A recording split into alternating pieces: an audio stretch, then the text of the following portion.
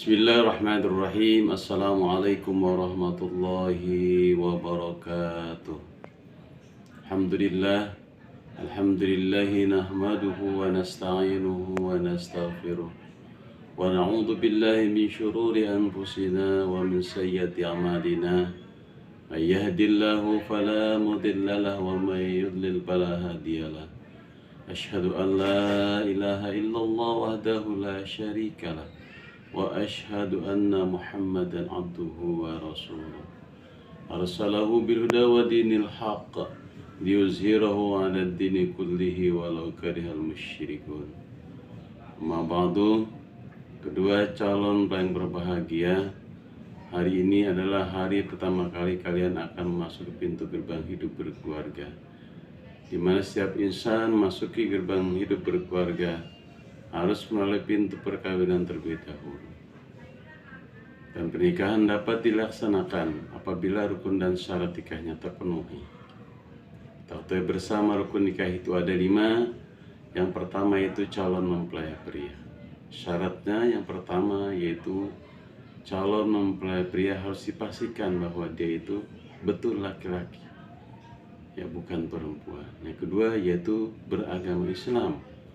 Bila dia beragama non-Islam, yaitu nikahnya dicatatkan di catatan sipil. Yang ketiga yaitu usianya harus di atas 19 tahun. Jadi kalau masih kurang dari 19 tahun bisa dilaksanakan, tapi harus ada izin dari pengadilan agama. Yang keempat yaitu dapat memberikan persetujuan bahwa pernikahan itu tidak ada paksaan atas dasar suka sama suka, itu dengan menandatangani belangko N4. Yang kelima yaitu tidak adanya halangan untuk menikah, baik itu dari keturunan atau dari nasab, atau disebabkan karena perkawinan atau karena sesusuan. Yang kedua yaitu rukun nikah calon mempelai wanita. Yaitu yang pertama, kita harus pastikan bahwa itu adalah betul-betul wanita, bukan pria. Yang kedua yaitu beragama Islam. Sedangkan yang ketiga yaitu usia calon mempelai wanita sama dengan calon mempelai pria, yaitu harus 19 tahun.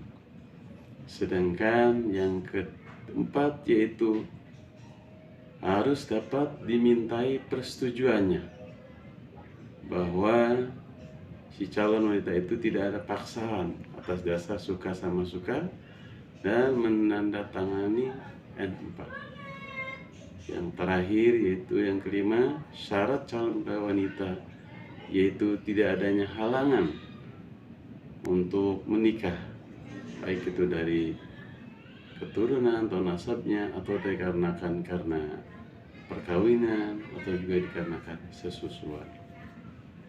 Yang ketiga rukun nikah yaitu wali nikah. Dengan syarat wali nikah yang pertama yaitu laki-laki dari garis keturunan ayah. Yang kedua Islam, apabila walinya selain Islam atau non muslim, itu bisa beralih ke wali hakim. Yang ketiga, usia wali itu beda dengan kedua calon. Jadi kalau wali nikah yaitu cukup dengan balik. Bisa saja balik itu 15 tahun, bahkan kurang dari 15 tahun bisa jadi wali nikah. Yang keempat, mempunyai hak perwalian, seperti contohnya ayah atau kakek dan seterusnya. Dan yang kelima yaitu tidak adanya halangan menjadi wali nikah. Misalkan masih ada ayah yang akan mewalikan itu kakek, itu tidak bisa. Berikutnya yaitu rukun nikah yang keempat yaitu saksi. Saksi yang pertama yaitu syaratnya laki-laki minimal 2 orang. Yang kedua yaitu Islam. Jadi saksi itu harus Islam, tidak boleh yang non-Islam. Yang ketiga, usia saksi sama dengan wali nikah. Jadi tidak ditentukan harus berapa usianya, yang penting dia sudah balik, sudah berhak menjadi saksi dalam pernikahan.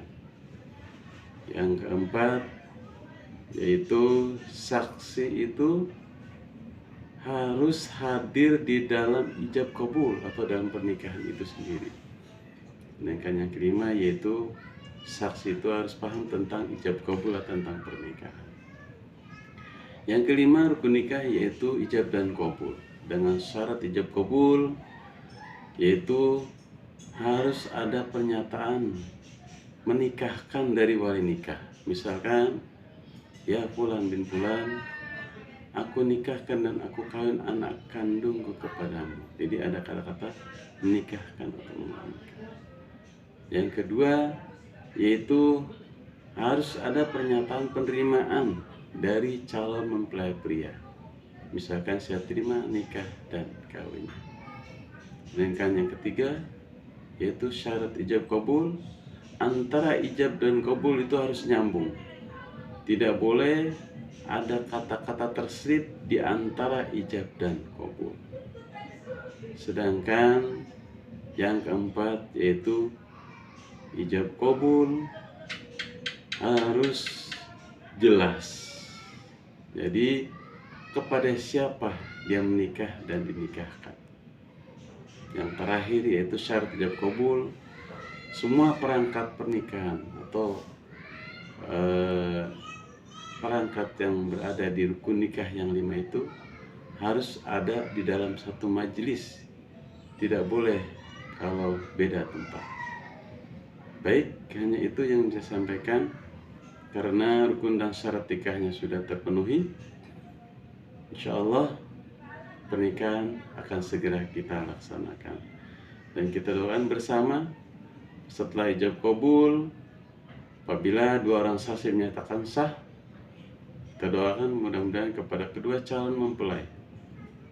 Setelah ijab kabul, setelah memasuki pintu gerbang hidup keluarga, kita doakan mudah-mudahan dalam mengarungi bahtera rumah tangga, Allah selalu memberikan perlindungan, memberikan petunjuk untuk menuju keluarga yang bahagia, sejahtera, sakinah, mawaddah dan warahmah. Cukup sekian, kurang lebih mohon maaf bila terdapat kesalahan dan kekurangan. Billahi taufiq wal hidayah. Assalamualaikum warahmatullahi wabarakatuh.